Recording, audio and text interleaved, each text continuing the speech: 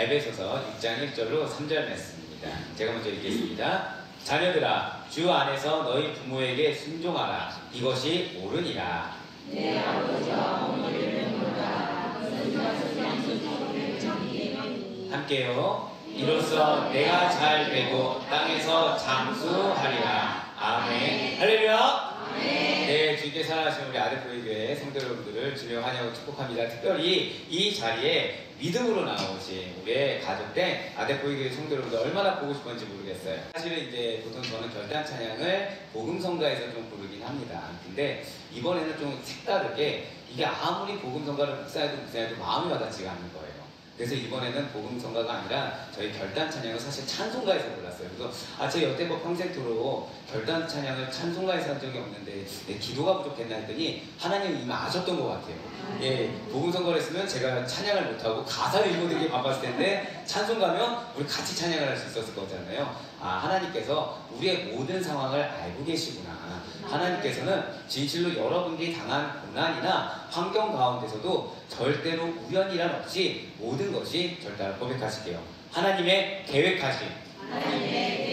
예, 그 사실을 반드시 믿는 믿음으로 말미암아 특별히 주의 설교 말씀이나 어떤 말씀 역시도 나에게 반드시 유익이 되고 그리고 나에게 하시고자 하는 주님의 음성이 있다라는 그런 개인적인 신앙으로 들을 수 있는 여러분과 제가 될 수 있길 간절히 소망하겠습니다. 지난주 우리는 그래서 어린이 주일로 보내었죠. 지난주에 제가 회개했다고 말씀을 드렸어요. 원래는 지난주에 어버이 주일로 드리려고 했다가 하나님께서는 우리 교회에 비전이 있고 여러분들에게도 마찬가지로 섬겨야 될 영혼에 대한 비전이 있는데 왜 그 어린 영혼들을 그냥 넘기느냐라고 저 역시 혼나고 회개한 다음에 어린이 주일로 보내면서 우리를 향한 하나님의 비전을 발견할 수 있었습니다. 그리고 다시 한 번 더 결단하며 나아가는 시간을 가질 수가 있었다는 것이죠. 사랑하는 우리 성도님들께서도 역시 마찬가지로 지난 한 주간 가정에서 자녀들과의 관계가 그리고 여러분들의 사업장과 공동체에서 나에게 붙여주신 연약한 영혼들과의 관계가 믿음 안에서의 굳건한 관계로 발전하였음을 굳건히 믿고 있습니다. 아멘?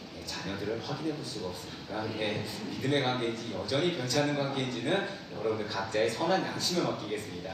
그리고 우리는 바로 오늘 이번 주일을 어버이 주일로 하나님께 예배를 드리게 되었다는 것이죠. 오늘 설교의 제목이 무엇입니까? 부모 공경입니다.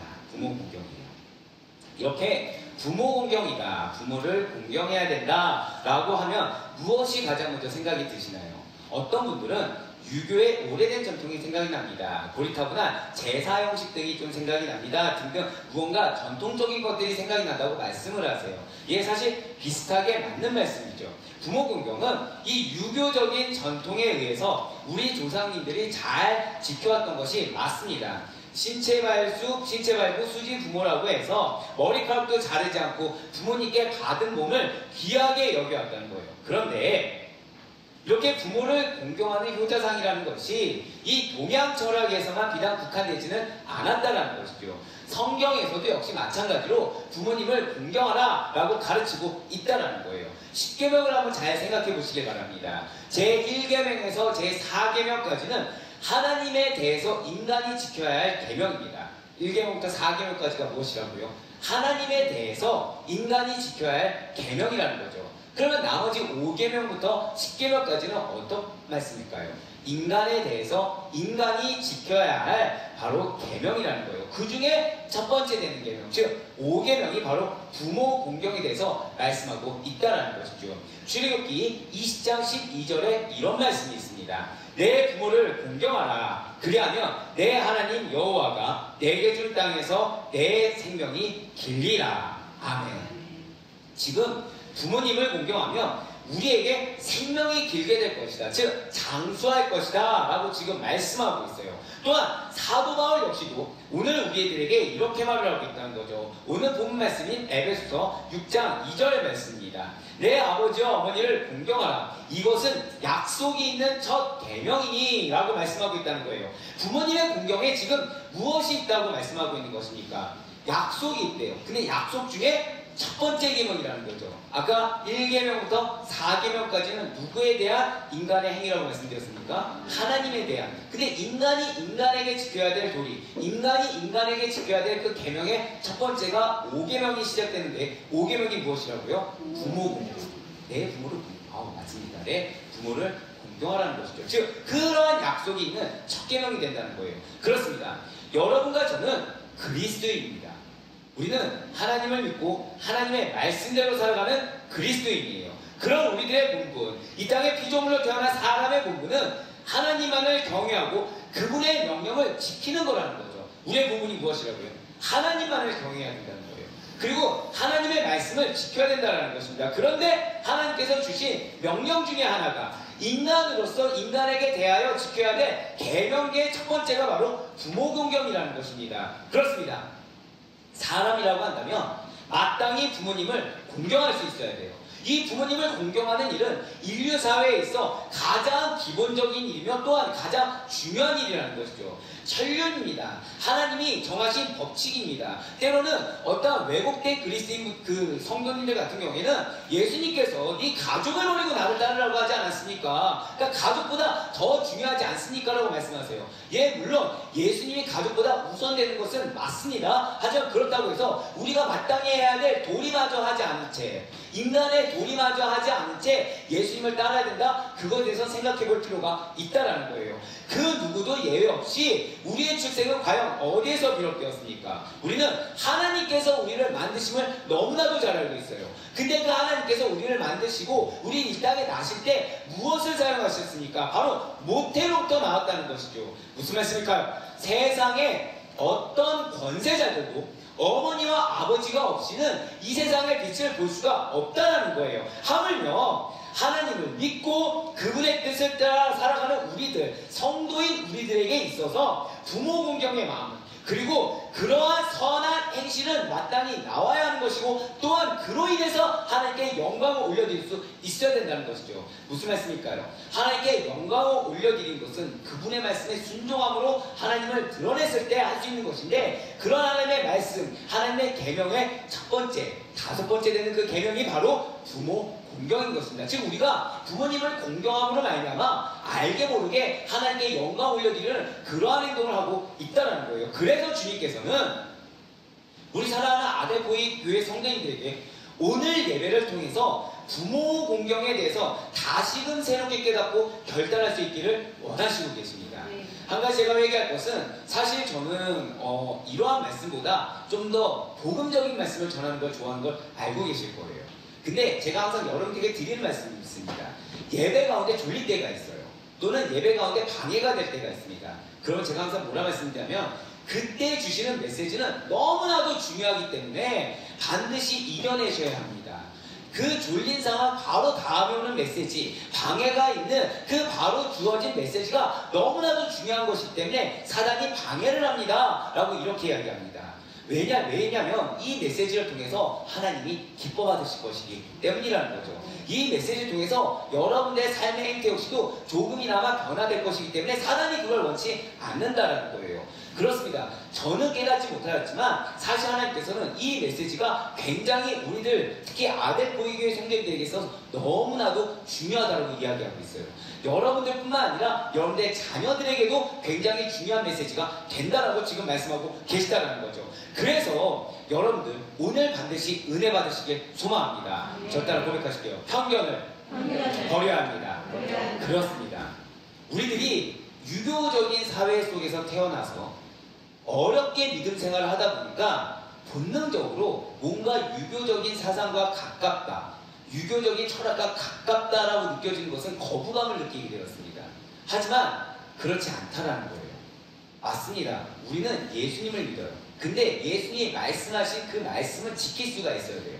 그 말씀이 서로 우리가 반감을 느끼는 그러한 무언가 메시지를 담고 있다고 하더라도 그 메시지는 우리가 들어야 되는 메시지이기 때문에 내가 중심된 것이 아니라 누가 중심되어야 될까요? 하나님. 하나님이 중심되므로 반드시 그 메시지를 신비에 새기시고, 그리고 신비에 새겨진 그 메시지가 반드시 여러분들에게 선한 열매로 맺혀질 수 있길 간절히 소망합니다. 그래야 오늘 주님께서는 이 부모 공경과 관련해서 반드시 잊지 말아야 될 세 가지 핵심에 대해서 말씀하실 것입니다. 그 말씀을 통해서 은혜 받으시고 선한 본이 되어서 많은 것이 상실한 이 사회예요. 많은 것이 혼탁해진 이 사회입니다. 이 사회에서 뉴스 중에서 꼭 심심찮게 등장하는 것이 무엇입니까? 폐륜이에요. 폐륜입니다. 어른들에 대한 어린 친구들의 잘못된 행동들, 또는 자녀들의 잘못된 행동들이 뉴스에 나오고 있습니다. 맞습니다. 이 사회는 반드시 변화되어야 됩니다. 마지막 때가 다가오고 있어요. 마지막 때가 다가오는 이 시대에 반드시 변화시킬 수 있는 우리의 은혜의 도구가 되는 아델포이 교회 성도님 될 수 있기를 간절히 소망합니다. 그렇다면 이 부모 공경과 관련해서 잊지 말아야 될 첫 번째가 무엇이겠습니까? 그것은 하나님께서 저를 따라 고백하실게요. 부모의 권위를 허락하셨습니다.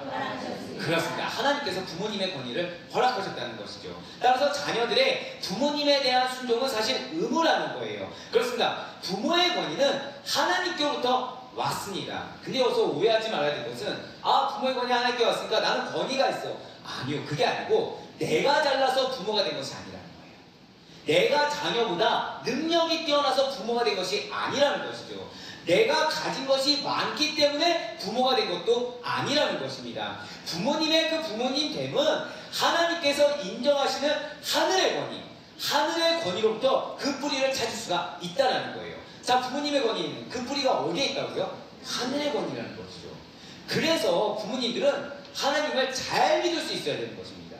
부모님이 자녀들에게 보여줄 가장 권위 있는 모습은 저희가 고백하실까요? 오직 믿음. 그렇습니다. 믿음이라는 거예요. 믿음 있는 모습이 자녀들에게 가장 영향력 있는 모습이 된다는 거죠. 믿음 있는 모습이 자녀들에게 사실 가장 권위 있는 모습이 될 수가 있다는 것입니다. 왜요? 그러한 분을 누가 주장하시기 때문에? 하나님이 주장하시기 때문에. 근데 부모의 권위의 기원이 어디라고요? 하늘에 있다는 것입니다. 그래서 자녀들은 부모님의 사회적 지위가 어떠하든지 사회적 위치가 어떠하든지 그거에 관계없이 부모님들을 높여드리고 존경할 수 있어야 된다는 거예요. 요즘 세태가 사실 굉장히 너무나도 아이러니하게 안 좋은 세태로 점점 흘러가죠. 그러니까 외적인 여건에 따라 사람의 가치, 사람의 인격을 평가하는 잘못된 모습을 보여주고 있습니다. 이에 대한 문제점을 찾는 것조차 못하고 있는 안타까운 현실이에요. 그러니까 그게 문제가 있다라고 인식조차 못하고 있는 것이 이 오늘날의 현실이라는 거죠. 그래서 부모님의 경제적인 능력에 따라 뭐 금수저냐 흙수저냐 하면서 자녀들이 부모님의 가치나 부모님의 여건을 알게 모르게 평가하고 있어요. 그러면서 자신이 금수저가 아니면 부모님을 원망하거나 또는 자신 스스로 신세한탄하면서 자신의 비전도 포기하고 자신의 어떤 앞날에 대해서 스스로 평가절하하면서 스스로가 자신이 가두는 프레임 속에 들어가 버리는 안타까운 작태가 바로 요즘의 현실이라는 것입니다. 그러나 아니라는 거예요. 그래서는 절대 안 된다는 거죠. 부모님은 자녀들에게 있어서 무조건적인 공경의 대상이 되어야 된다는 사실을 기억하시기 바랍니다. 설사 부모님들이 부모로서의 책임을 소홀히 했다고 하더라도 우리 아델포이 성도님들은 하나님 앞에서 나를 고백하실게요. 하나님 앞에서 그렇습니다. 부모님이 하나님께 받은 권위를 인정하고 부모님을 공경할 수 있어야 된다는 거예요. 사람이 나에게 어떻게 대하느냐 이것이 중요한 것이 아니라고 말씀드립니다. 환경이 나에게 어떻게 나에게 다가오느냐 이것이 중요한 것이 아니라고 말씀드렸어요. 우리의 신앙은 어떠해야 된다고요? 절대 한번 고백하시겠습니다. 고람대로. 그렇습니다. 하나님 앞에서의 신앙이어야 된다는 거죠. 하나님이 나를 보시기에 지금 무엇이라 말씀하시는가? 하나님이 나를 보시기에 지금 무엇이라 지금 칭찬하거나 무엇이라 질책하시는가? 이것이 가장 중요하다는 거예요. 지금 마찬가지로 부모님이 나에게 무엇을 해줬냐, 부모님이 나에게 어떻게 되느냐가 중요한 것이 아니라 나는 하나님 앞에서 하나님이 나의 부모님을 보내셨고 그 부모님에게 권위를 허락하셨음을 믿는 믿음으로 말미암아 존중하고 존경하며 권위 있게 나아갈 수가 있어야 된다는 것이죠. 그렇습니다. 누구 앞에서라고 말씀드립니까? 하나님 앞에서라는 거예요. 부모님께서 나에게 해준 것이 없노라 라고 부모님을 높이지 않고 무시하는 태도는 사실 하나님 앞에서 결코 칭찬받을 수 없다는 사실을 기억하시길 바라겠습니다. 부모를 공경하라. 이 말은 언뜻 보기에 공경의 대상이 부모님에게만 한정된 듯이 보일 수가 있을 거예요. 그렇지만 실제로는 하나님께서 정하신 모든 권위자들을 포함하는 말입니다. 진실로 하나님께서는 이 부모를 공경하라 라는 이 말씀으로 인하여 사회 전반에 걸친 하나님의 권위를 인정하게 하신다는 사실을 잊지 마시기 바라겠습니다. 그러니까 부모를 공경하라는 건 뭐가 포함되어 있다고요? 사회 전반에 걸친 하나님의 권위. 그러니까 예를 들어서 가정의 머리 누구로 세우셨습니까? 남편으로 세웠어요. 근데 요즘 세대는 또 어떻습니까? 남편의 경제적인 유무 또는 신앙의 어떤 깊이나 직분의 차이에 따라서 존경하거나 아니면 조언을 한다고 하면서 무시하거나 하는 일들이 속속들이 벌어지고 있습니다. 아니라는 거예요. 사회 전반에 걸친 하나님의 권위를 인정하며 나아가 하나님께 인정받으시고 하나님께 칭찬받을 수 있는 여러분과 제가 되길 간절히 소망하겠습니다. 그렇습니다. 권위가 무엇일까요? 권위라는 것은 절단 고백하실게요. 하나님께서 정하신 질서의 한 종류. 그렇습니다. 우리가 보통 권위라는 말을 들으면 거부감이 들죠. 왠지 내가 그 사람 밑에 무릎 꿇어야 될 것 같고 내가 낮아지며 내가 무언가 손해보는 것처럼 나는 무언가 더 희생해야 될 것처럼 느껴지기 때문에 인간의 본연적인 그 죄악성이 거부감을 느끼게 합니다. 하지만 권위는 하나님께서 정하신 질서의 한 종류입니다. 진실 하나님은 무질서의 하나님이 아니세요. 질서정연하게 순서대로 천지를 창조하신 하나님께서는 이 세상을 섭리하시고 운행하실 때에도 당신이 정하신 질서대로 당신의 권위의 순서대로 일정한 패턴을 정하여서 움직이신다는 거죠. 그렇습니다. 권위의 근원이자 전부는 오직 하나님이시라는 사실을 잊지 마시기 바라겠습니다.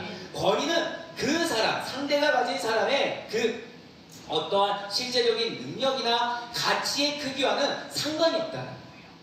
세상의 논리는 양육강식의 원리에 따라서 힘세고 강하며 능력있고 많이 가진 자들이 힘없고 연약하며 상대적으로 적게 가진 자들을 다스리는 것이 당연하다라고 주장하고 있습니다. 하지만 하나님께서는 그렇게 말씀하지 않으신다는 거죠. 당신이 정하신 섭리와 계획에 따라서 이 땅을 보다 더 질서 있게 운행하시며 하나님의 임의대로 하나님의 뜻대로 당신의 권위를 부여해 주신다는 거예요.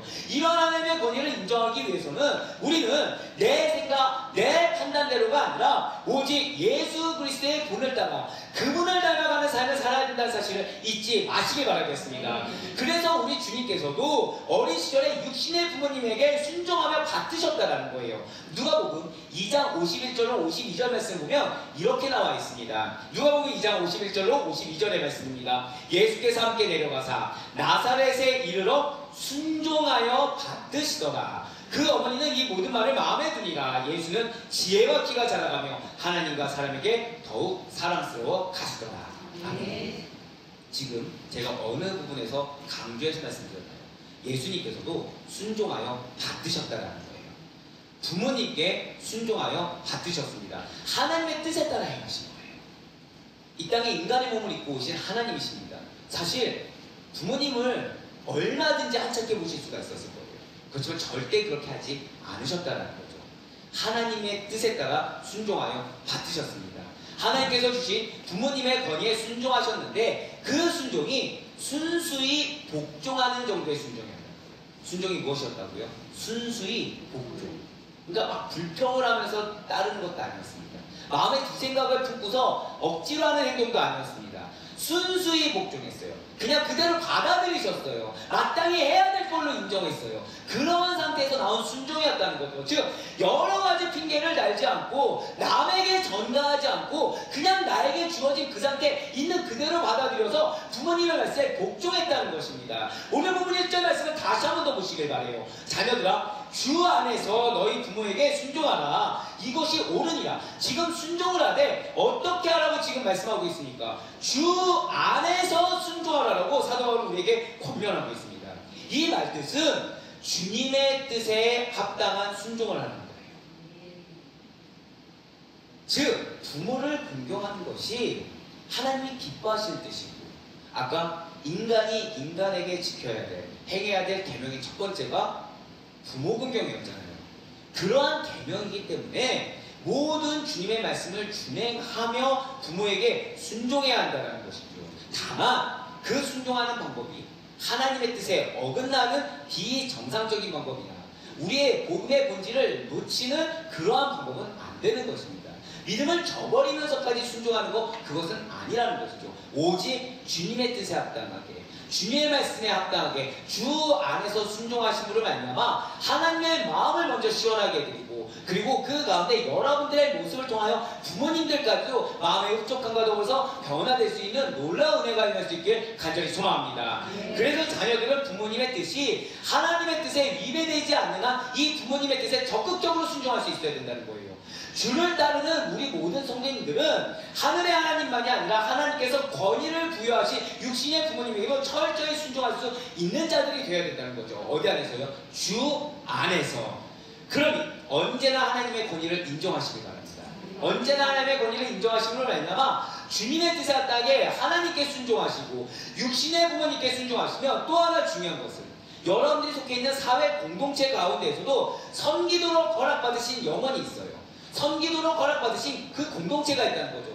그것을 주 안에서 역시 마찬가지로 섬기시는, 그리하여 주님의 마음을 흡족하게 하시고 그 영혼과 공동체를 향한 주님의 뜻을 이룰 수 있는 주님의 귀한 도구된 우리 아베포이교회 성도님들 될 수 있기를 간절히 소망합니다. 예, 부모님과 관련하여 반드시 잊지 말아야 할 또 한 가지 핵심은 이 부모 공경은 절대 고백하실게요. 약속을 받습니다. 약속을 받습니다. 그렇습니다. 약속을 받게 되는 계명이라는 거예요. 분명 성경은 이 부모님을 공경하는 것이 하나님의 약속을 받게 하는 복된 계명이라고 말씀하셨습니다.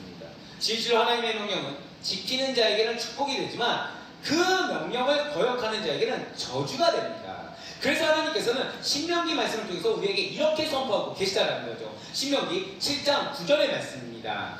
그를 사랑하고 그 계명을 지키는 자에게는 천대까지 그 언약을 이행하시며 인애를 베푸시되, 그 가운데 특히 인간으로서 지켜야 할 사람의 본분 중에 첫 계명이 5계명을 지키는 자에게 주시는 약속의 축복은 오늘 본문의 3절에서 한번 보시길 바래요.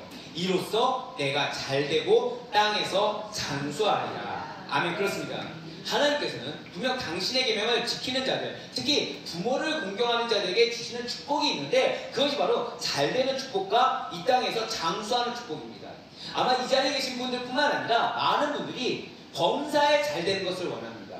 무탈한 걸 원해요. 형통한 걸 원합니다. 왜 그런 거 있잖아요. 최소한 내가 이 기도가 다 응답되지는 않더라고 하더라도 제발 안 좋은 일, 사고는 안 일어났으면 좋겠다. 무탈했으면 좋겠다. 좀 제발 브레이크 걸리는 일 없이 사건 사고 없이 좀 형통했으면 좋겠다. 이렇게 기도들을 하곤 합니다. 하지만 그 모든 것들은 기억하셔야 돼요. 이 땅의 것들로만 되는 것은 결코 아니라. 이게 응답이 되면 내 마음이 편안해지고, 이게 좀 이루어져서 해결이 되면 이게 내가 좀 형통하게 잘 갈 수 있는 것이 아니라는 것입니다. 오직 하나님 안에서, 하나님의 축복으로만 그 범사의 잘됨이나 형통과 무탈이 가능하다는 사실을 반드시 기억하시길 바랍니다. 물론 우리가 고난과 고통을 당할 수 있어요. 물론 우리가 골고다 언덕을 올라갈 수 있습니다. 물론 우리가 십자가를 질 수 있어요. 하지만 하나님 안에 거한다고 한다면 그것은 약속의 길이기 때문에 그것이야말로 우리가 이 땅 가운데 누릴 수 있는 참된 무탈함임을 반드시 기억하시길 바랍니다. 육신의 고통과는 다르다는 거예요. 육신은 어렵겠죠. 자, 방금 전에 제가 어렵게 금식을 마쳤어요.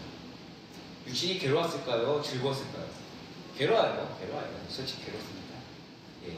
하다못해 어떨 때는 막 커피 생각나는 것조차 죄악되게 느껴질 때도 있습니다. 근데 영적으로는 그만한 축복이 없다. 만약에 그렇지 않았다고 한다면 저는 지금 오늘 우리의 예배에 대해서 어떤 기계적인 사항, 외적인 요소만 보고 형통하지 않다고 느꼈을 수도 있을 것입니다.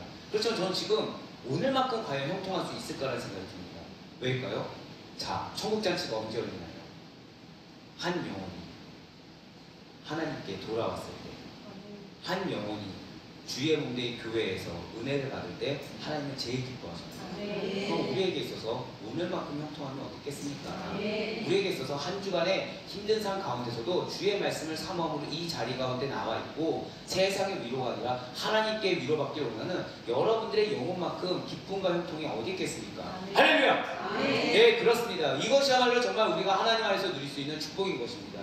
이것이야말로 우리가 믿음의 눈을 들었을 때 우리가 깨닫지 못한 외적인 것만 바라보고서 판단 내리는 그런 우리의 눈이 깨어지고 영적으로 분별하며 나아갈 수 있는 은혜와 축복이라는 사실을 반드시 믿으시길 바랍니다. 그러니 이 땅 안에서 정말 잘 되길 바라는 자들이 있다고 한다면 먼저 하나님 안에 거해야 된다는 거예요. 먼저 말씀 가운데 깨어져야 된다는 것입니다. 그래서 깨어진 그 자리를 다시 한 번 더 성령의 음성과 주께서 허락하신 은혜로 채울 수가 있어야 된다는 거예요. 그분의 계명에 순종해야 된다는 것이죠. 그 가운데 오늘 주어진 말씀대로 우리에게 허락하신 육신의 부모님께 정성껏 내 마음을 다해서 내 존재를 다해서 공경심을 표현할 수가 있어야 된다는 것입니다. 진실 하나님께서는 아무에게도 업신여김을 받으시는 분이 않으십니다. 만월의 여김을 받지 않으신다라는 거예요. 그리고 사람이라고 하면은 무엇을 심든지 그대로 거두게 되는 겁니다.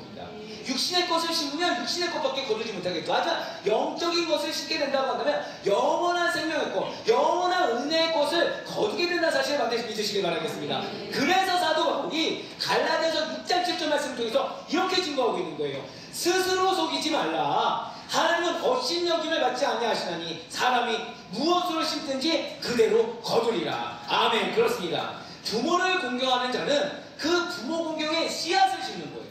그러니까 부모를 업시여기 여긴다고 한다면 업시 여기는 씨앗으로 말미암아 멸망의 씨앗, 멸망의 열매들이 싹트게 수밖에 없겠지만 부모 공경에 씨앗을 심는다고 한다면 그로 말미암아 검사의 잘됨, 장수의 축복을 허락받게 된다는 것입니다. 평강과 건강으로 장수하는 것, 그거는 죄송하지만 우리가 바란다고 되는 것이 아닙니다.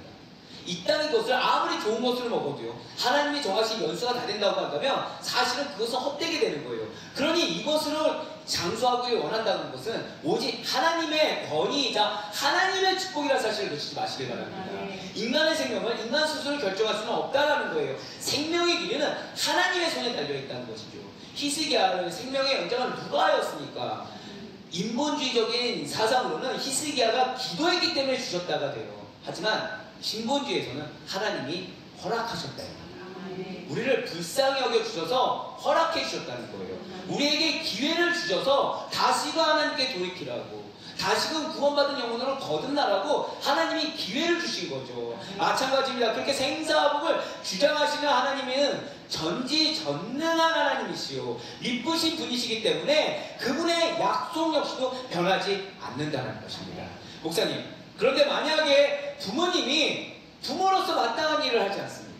존경만 받을 만한 구석이 하나도 없어요. 그렇다고 한다면 우리가 부모님에게 어떻게 공경의 마음이 들고 어떻게 공경의 일을 하겠습니까? 나는 뭔가 해보려고 하는데 부모님은 그것조차도 악하게 받아들여요. 무시해요. 그리고 내가 아무리 잘하려고 노력해도 받아주지 않아요.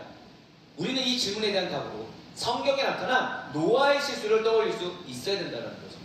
부모 공경, 부모를 존귀하게 여기는 것, 그렇지만 그것을 행하지 않는 자의 결국이 어떠한지를 알아야 된다는 것입니다. 창세기 9장 21절로 25절 말씀 보면 이렇게 나와 있어요. 포도주를 마시고 취하여 그 장막 안에서 벌거웠은지라 가나안의 아버지 함이 그의 아버지의 하체를 보고 밖으로 나가서 그의 두 형제에게 알리매 셈과 야벳이 옷을 가져다가 자기들의 어깨에 메고 뒷걸음쳐 들어가서 그들의 아버지의 하체를 덮었으며 그들이 얼굴을 돌이키고 그들의 아버지의 하체를 보지 아니하였더라. 노아가 술이 깨어 그의 작은 아들이 자기에게 한 일을 알고 이에 이르되 가나안은 저주를 받아 그의 형제의 종들의 종이 되기를 원하노라. 아멘. 자, 노아는 어떤 자입니까? 건지심을 받은 자예요. 그 믿음으로 의인이라 칭함받아서 건지심을 받았습니다. 근데 건지심을 받고 난 다음에 노아의 행위가 지금 어떻습니까? 취해버렸어요. 술에 취해버렸습니다. 믿는 자로서 질책받을 만한 행동이었어요. 지금 그러고서 자신이 어떠한 상태인지 인사불성의 상태로 벌거벗고 자고 있었다는 거죠. 그런 모습을 보고 셈과 야벳은 아버지 노아의 수치를 덮어주고 가려주었습니다. 반면에 함은 그러지 않았다는 거예요. 아버지 노아의 실수를 보고 조롱했어요. 그러자 함은 하나님께 저주를 받게 되었다는 것이죠. 용서받지 못했다는 것입니다. 분명 실수 누가 했나요? 아버지 노아가 했습니다. 아버지 노아가 했어요. 그런데 그렇게 실수한 아버지에 대해서 함이 무슨 잘못을 했습니까? 그냥 있는 그대로 밝힌 거죠. 있는 그대로 아버지가 실수했습니다 라고 말한 것뿐인 함은 저주를 받았다는 거예요. 하나님 보시기에 그 마음이 아버지를 조롱했다는 거죠. 아버지를 비난했다는 것입니다. 비아냥거렸다는 거예요. 그 이유로 함은 하나님의 저주의 대상이 되고 말았다는 것입니다. 아니 너무한 거 아닙니까? 그럴 수도 있지. 아니 함 입장에서는 아버지가 얼마나 갑자기 실망스러워 보였겠습니까? 함이 나간 결과 너무한 거 아닙니까? 실망스러운 결과 보였다고 해서 뭐 아버지에게 해코지란 것도 아니고 그냥 말한 것 뿐인데 너무한 거 아닙니까? 라고 생각이 들 수도 있을 것입니다. 사랑하는 우리 아데코에게 성도분들, 성경에 기록된 말씀은 하나님의 말씀입니다. 믿으십니까? 예, 진리예요. 변치 않는 진리입니다. 그렇다면 오늘 우리에게 허락된 본문의 말씀, 이 에베소서 말씀을 먼저 꼭 믿으시길 바라요. 무엇이겠습니까? 부모를 공경하는 자에게는 잘되는 축복을 주겠고 장수의 축복을 주겠다고 하나님의 약속이 있었다는 거죠. 우리 이 약속을 먼저 믿을 수가 있어야 된다는 거예요. 이러한 하나님의 약속을 믿는 믿음으로 살아가는 자들은 결국에는 현실의 눈앞에 놓인 것이 잠깐 트러블이 있고 잠깐 내 뜻과는 다른 결과물을 부모님이 준다고 하더라도 결국에는 그 부모의 마음을 기쁘게 하는 자가 되어서 부모님이 반드시 변화되게 된다는 거죠. 그리고 그러한 모든 지혜로운 자들마다, 제가 지금 뭐라 말씀드렸나요? 지혜로운 자라고 했어요. 우리의 지혜가 어디 있습니까? 인간의 지식이 아니요. 아무리 석박사를 해도 예수님이 없으면 지혜는 단 하나도 없는 것입니다. 우리에게 있어 지혜는 오직 단 하나. 절단 고백하실게요. 예수 그리스도. 그렇습니다. 우리의 지혜의 근원은 오직 하나님, 예수 그리스도 외에는 없다는 사실을 반드시 믿으시길 바라겠습니다. 그러니까 모든 지혜로운 자는 무엇이겠습니까? 예수님을 마음에 품고 예수의 말씀대로 사며 오직 믿음 가운데 세상의 가치관을 달리 하늘의 가치관을 가지고 살아가는 자들, 바로 그런 믿는 성도들, 그리스도인이라고 한다고 한다면 함에 마땅한 입장에서 살아가는 자들이 아니라 하나님 안에서, 하나님이 명하신 그 말씀 안에서 부모를 공경할 거라는 거예요.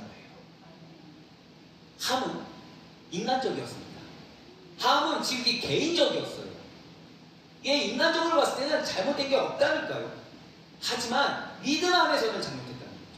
하나님이 노아를 무시하라고 말을 한 번이라도 하신 적이 있습니까? 한 번도 없어요. 그리고 엄밀히 따지면 그 노아의 의로운 행위로 말미암아 함의 가족, 노아의 가족들이 구원을 받았죠. 지금 감사가 있어요, 없어요? 없었다는 거예요. 없었다는 거예요. 자기가 어떻게 건진받았는지 몰랐다는 거죠. 이러한 함의 모습은 누구의 모습입니까?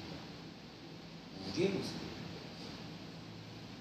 믿음이 있노라고서 믿음을 가지고 나아가는 것에 대해 리스크를 감수하려고 하죠. 또한 믿음이 있노라고서 믿음이 연약한 자들이 하는 행동, 그 행동을 정지하기 바랍니다. 믿음이 있노라고서 어떤 세상에 나를 보냈을 때 그 세상에 나의 사명을 놓친 채 세상에 나와 맞지 않는 자들, 내 마음에 어려운 자들이 있을 때 그들을 정지하기 바랍니다. 믿음이 없어서 장구면서 권사하면서 집사하면서 정지하기 바랍니다. 건지심을 받아라. 우리는 그리스도입니다. 그리스도인은 가장 중요한 것이 하나님입니다. 천국이에요. 부활입니다. 그 외에 이 땅의 것들은 지나가는 것들. 근데 문제는 지나가는 것들이 하나님 계속 감찰하고 계시는 거죠. 하나님. 그냥 지나가는 게 아닙니다. 하나하나가 우리에게 1억천을 납니다. 1억천. 어느 순간 하나님을 이제 만날 날이 곧 다가오게 될 텐데, 우리가 하나님 앞에 섰을 때 하나님은 우리에게 다른 거 묻지 않으실 겁니다. 믿음으로 행하는 거예요. 누구 때문에요? 이런 환경 때문에요? 어려워서요? 아니, 그러니까 너가 내 앞에서 행했느냐. 그 질문 앞에 담대하고도 떳떳하게, 그리고 감사하게, 네, 어떤 상황에서도 저는 주님만 봤습니다. 어떠한 상황에서도 저는 말씀만 봤습니다. 어떠한 상황에서도 저는 하나님의 말씀에 순종했습니다. 라고 고백할 수 있는 여러분과 제가 되길 간절히 소망합니다. 우리는 함의 입장에서 살아가는 자들이야. 우리는 함과 동일한 마인드와 함과 동일한 행위를 하고 살아가는 자들이 아닙니다. 우리는 주님의 마음으로 살아가는 자들입니다. 주님의 마음. 자신을 배신할 걸 알고 계시죠? 제자들을 봤을 때 제자들 중에 한 명이라도 남지 않을 거 아셨습니다. 그런데 그런 제자들의 마음을 아시고서도 그 미래를 알고서도 품어주셨어요. 십자가에 달려 죽으셨습니다. 제자들이 옆에 있었나요? 아니요. 불러주셨어요. 불러주셨습니다. 오히려 아리마대 요셉이라는 자가 대신 십자가를 질 정도로 제자들은 없었습니다. 근데 십자가에 달려 죽으실 때 긍휼을 베푸셨어요. 부활하신 후에 제자들을 찾아가 주셨습니다. 우리는 그러한 예수님을 만납니다.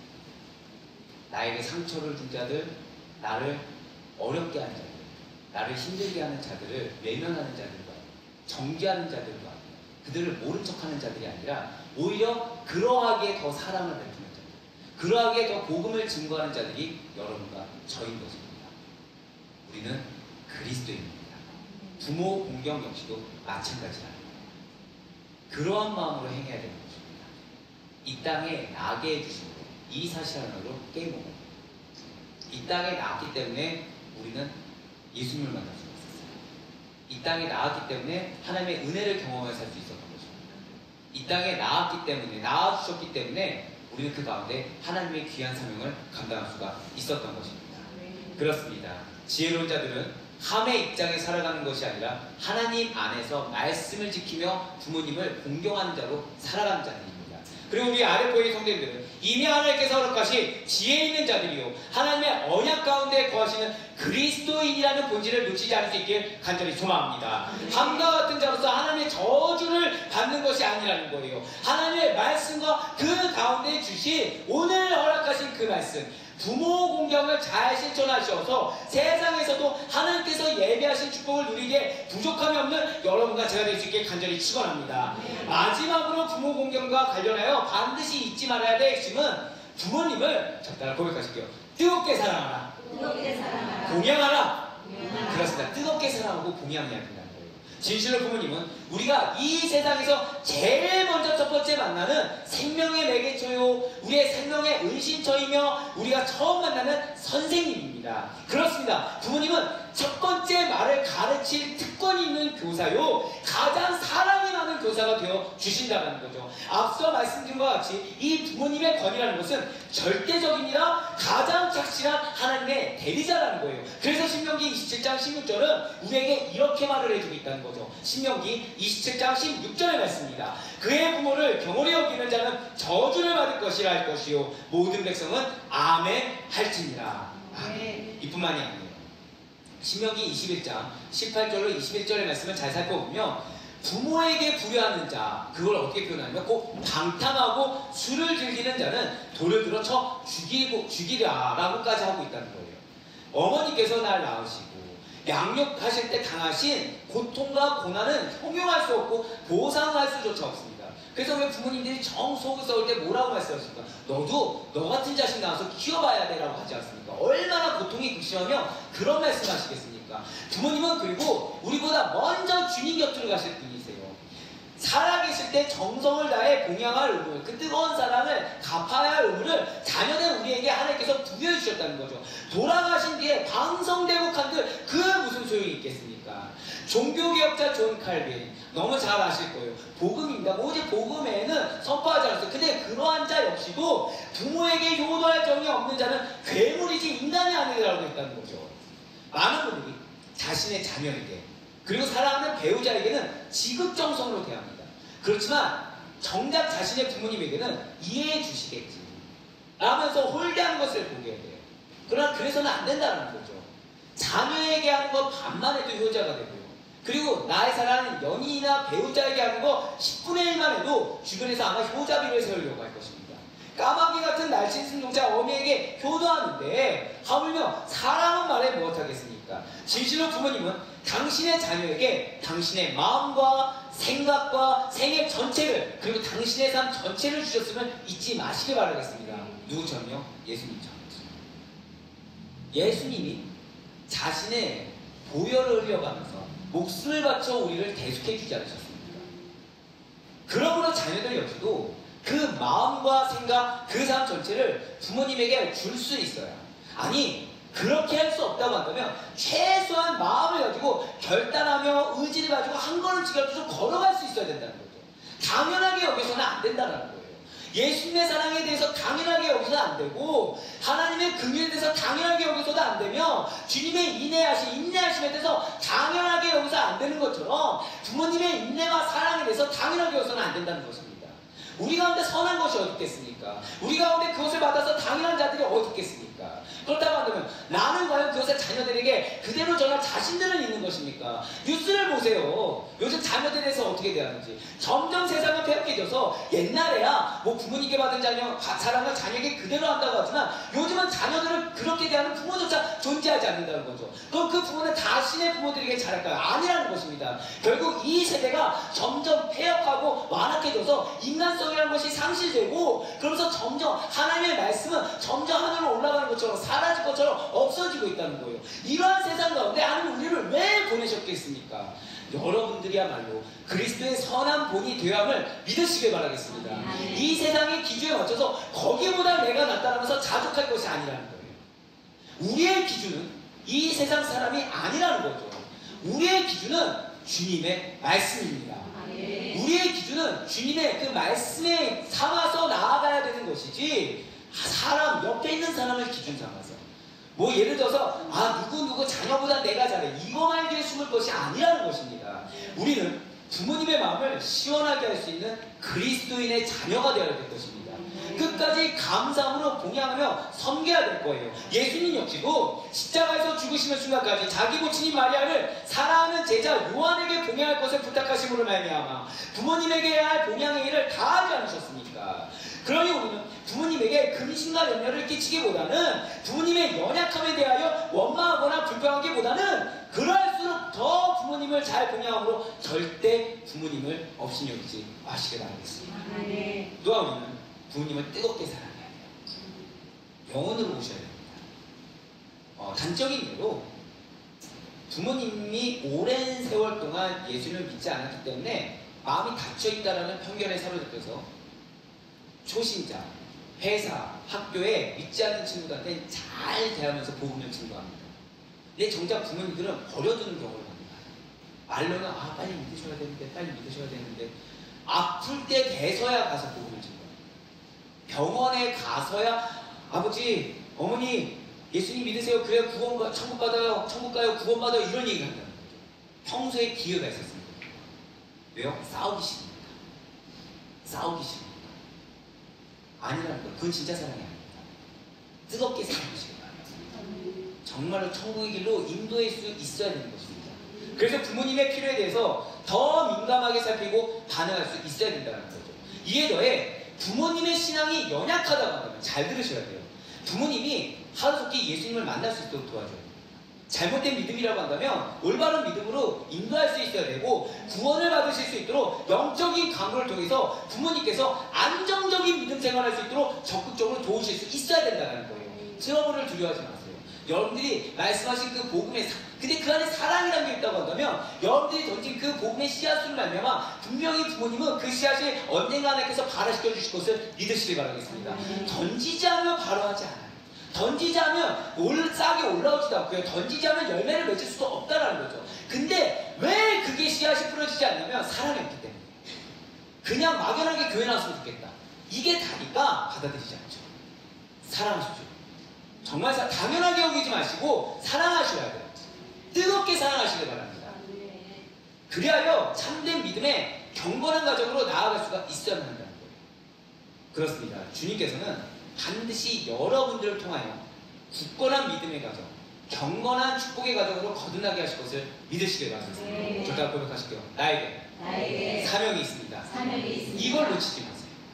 이걸 놓치지 마시길 바랍니다. 여러분들의 귀한 믿음의 섬김을 통하여 반드시 축복의 통로로 사랑하는 여러분들을 증거로 삼으실 것을 믿으시길 바라겠습니다. 이제 말씀을 읽겠습니다. 성경에 나온 경건한 가정의 모범이 있어요. 그것은 고넬료라고 하는 이달리아 군대의 백부장의 가정이라고 볼 수가 있을 것입니다. 진실로 고넬료는 여러분들 잘 아시는 것처럼 경건한 자라고 칭함을 받았어요. 그리고 그 가정은 하나님을 경외하였다라고 나와 있습니다. 이러한 경건한 삶은 하나님을 기쁘시게 할 뿐만 아니라 행복한 가정을 만드는 비결이에요. 오늘 안타깝게도 수많은 가정들이 다툽니다. 분열되는 비극을 볼 수 있어요. 하다못해 믿는 자의 가정인데도 어느 순간 이혼이 당연하게 됐다는 것이고요. 그 이유가 무엇이겠습니까? 그 이유는 하나예요. 주 안에 거하지 않기 때문입니다. 주 안에서 믿음과 사랑으로 화합하지 못했기 때문입니다. 진실로 예수 그리스도께서는 십자가의 보혈로 말미암아 화평을 이루신 분이라는 사실을 놓치지 마시기 바랍니다. 화평이 뭘로 이루었다고요? 십자가의 보혈로. 십자가를 지셔야 돼요. 죄송합니다. 십자가를 지고 내 눈에서 피눈물이 난다. 감사하시다니까. 감사하셔야 됩니다. 내 눈에서 내 마음이 썩어 문드러진다. 감사하셔야 돼요. 아, 주님이 나를 하나의 미랄로 삼는구나. 아, 이런 나로 말미암아 우리 가정이 화합의 길로 가는 거구나. 아, 여기서 내가 입술을 열면 썩는 것들이 나오니까 이거는 다툼의 장이 되는 거구나. 아, 주님 감사합니다. 나는 누가 아니라 내 남편, 내 아내, 내 자녀, 내 부모가 아니라 나로 하여금 피눈물 흘리게 해주셔서 감사합니다. 나로 하여금 가슴이 썩어 문드러지게 해주셔서 감사합니다. 회사도 마찬가지겠죠. 아, 주님, 저로 말미암아 우리 회사가 살고 있군요. 불화의 장이 아니라 화합의 장으로 살아가고 있군요. 아, 내 상사, 내 부하 직원, 내 동료, 아, 저들의 영혼을 사랑하셔서 나로 하여금 변화시키게 나를 사용하시는군요. 나는 믿음의 분별을 있게 소망하겠습니다. 맞습니다. 오늘날 안타깝게도 그러한 모든 가정들, 그 가정들이 주 안에 거하지 않기 때문에, 그리고 주님의 그 믿음과 사랑으로 화합하지 못했기 때문에 분열하고 다투게 된다는 거예요. 진실로 그 십자가를 의지하는, 예수님께서 십자가의 피로써 우리에게 화평을 이루셨듯이 그 십자가를 의지하는 믿음의 삶이야말로 이 어그러지고 딱한 이 세대 가운데 참된 행복한 가정을 갖게 해준다는 사실을 기억하시길 바라겠습니다. 고넬료는 자신 한 사람만 하나님을 경외하는 것이 아니었어요. 온 집안 사람들이 함께 여호와 하나님을 경외하게 만들었다는 것이죠. 이것은 그의 경건한 삶이 처음부터 그렇게 됐겠습니까? 처음은 다 비난했겠죠. 아, 당신 신분에 못하러 저렇게 위험을 무릅쓰면서 그렇게 믿음 생활을 해. 당신 신분 이러면은 그 안정적인 생활이 파괴될 수도 있어. 라면서 옆에서 얼마나 공격했겠습니까? 고넬료라고 해서 순적하게 믿음 생활하고 순적하게 다 옆에서 예수님 믿어야지, 아, 아멘이라고 믿었겠습니까? 아니라는 거죠. 어떤 환경과 어려운 가운데서도 끝까지 굳건한 신앙을 지켰고 그 가운데 경건한 삶, 어떤 삶이었을까요? 희생을 이렇게 스스로 받아들였겠죠. 남들보다 더 열심히 움직이고 다른 누군가의 마음에 실족하지 않게끔, 그나말로 야, 믿는 자들은 다 저래, 그런 얘기 안 들을 만큼 열심히 했겠죠. 성실과 열심을 하나님 앞과 사람 앞에서 동일하게 했을 것입니다. 그러한 경건한 삶이 가족 모두를 참된 믿음 안에서 행복한 가정으로 인도할 수가 있었다는 것입니다. 분명 사도행전 16장 31절이 우리에게 이렇게 약속하고 있죠. 사도행전 16장 31절의 말씀입니다. 이르되 주 예수를 믿으라. 그리하면 너와 내 집이 구원을 받으리라 하고. 아멘. 여러분들은 자기 부인된 경건한 믿음의 삶은 가정을 정말로 행복하게 해주는 사실을 믿으시길 바라겠습니다. 가정에 불화가 있는 이유는 끝까지 믿음이 아니기 때문에, 믿음의 길을 시작했다가 내 이름이 들어가는 거죠. 믿음의 길을 시작했다가 가정에서의 내 위치가 들어가는 거예요. 그러니까 왜 그런 거 있잖아요. 그래도 누구 부모보다는 내가 잘해. 그래도 누구 부모의 자식보다 내가 부모에게 잘해. 나는 여느 시어머니랑은 달라. 다 버리세요. 과연 하나님이 나보시기에 어떤지를 생각해보세요. 하나님이 지금 나에 대해서 뭐라고 말씀하시니, 내 마음을 감찰하시는 하나님께서 이제 내 마음 가운데 정말 그 앞에 있는 영혼에 대한 기대가 오직 구원밖에 없는지, 아니면 앞에 있는 영혼에 대한 기대가 이것도 좀 됐으면 좋겠고 저것도 좀 됐으면 좋겠고 이런 세상적인 어떤 목표치가 있는 건 아닌지 되새겨보시길 바라겠습니다. 경건한 믿음의 삶, 가정뿐만 아니라 공동체를 반드시 주 안에서 행복하게 해줍니다. 그래야 우리 자신이 먼저 거룩한 신앙의 본이 되는 가운데 부지런히 부모님의 신앙생활 역시, 그리고 여러분들 붙여준 그 영혼의 신앙생활 역시도 도와주시길 바라겠습니다. 하나님만을 경외하시며 그 믿음의 마음으로 말미암아 부모님을 뜨겁게 사랑하시고 봉양하시는 우리 모든 아랫보이교회 성도님들 될 수 있게 간절히 소망합니다. 이를 통해서 하나님께서 약속 주신 대로 범사가 잘되고 장수의 축복이 임하는, 즉 하나님이 기뻐하시는 우리 모든 믿음의 가정분들 될 수 있게 간절히 소망합니다. 그래야 그리 바로 꺼놓기는 우리 사랑하는 아랫보이교회 성도님들이 비단 어머니 줄 뿐만 아니라 항상 하나님 앞에서 행하는 신앙, 고람대로의 신앙으로 부모님을 그리고 붙여주신 영혼을 공경하는 자들이 다 되셔서 경건하고 행복한 가정과 공동체를 이뤄나가시는 가운데 우리 주님께서 여러분들을 기뻐하시사 더욱 크게 기름 부음 받으시고 더 많은 변화의 열매를 맺게 되시는 축복된 우리 성도님들의 삶이 될 수 있기를 주님의 이름으로 간절히 축원합니다.